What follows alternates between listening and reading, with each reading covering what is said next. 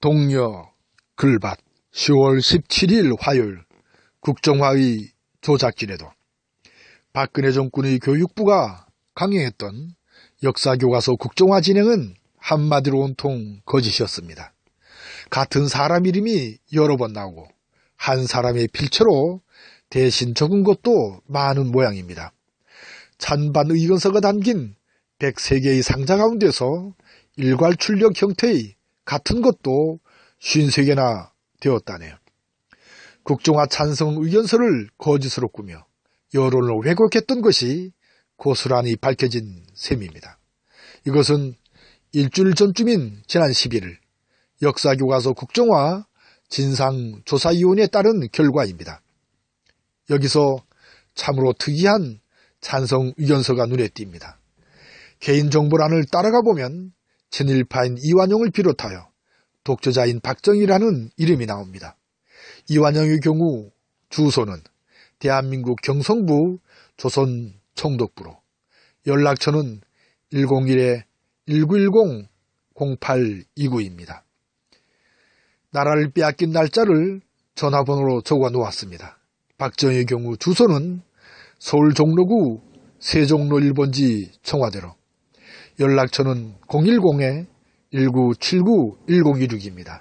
김재규 의사가 쏜 총에 맞아 숨을 거두었던 날짜를 전화번호로 적어 놓았습니다. 찬성 의견이 152,805명인 이 문제의 상자에는 올바른 역사교과서 국민운동본부라는 딱지가 붙어 있었던 것으로 알려졌습니다. 그런데 문제는 이 상자가 밤에 도착하여 200명이나 되는 직원들이 기다렸다 내린 점입니다. 이런 점을 미뤄볼 때 여론조작에 교육부가 나선 것이 아닌가 하는 강한 의혹이 듭니다. 진상조사위는 여론 개입 수사 과정에서 교육부의 조직적 공모나 협력 여부, 여론 조작 여부 등 사실관계가 드러날 경우 검찰 수사 의뢰를 비롯한 관련자들에 대한 신분상 조치 등도 요청할 계획이라고 합니다. 이처럼 여론을 조작질하는 못된 짓은 이명박근혜 정권의 기본 통치술인 듯이 여겨집니다. 따라서 반드시 그 잘못을 밝히고 책임을 묻고 죄값을 치르게 해야 할 것입니다. 그러지 않고서는 나라다운 나라를 바르게 세울 수 없기 때문입니다. 그런데 여기에서 참으로 뛰어난 무지런이 백성들의 슬기를, 해악을 만나게 됩니다. 아니 어쩌면 올빠진님들의 단순한 일탈일지도 모릅니다.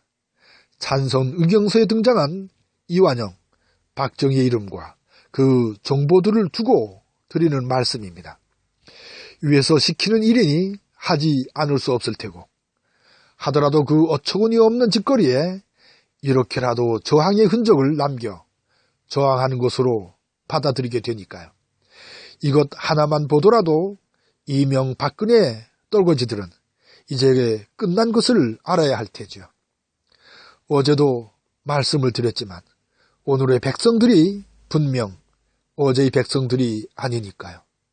미완의 혁명을 겪은 끝없는 좌절에서 터득한 슬기로운 백성들이니까요.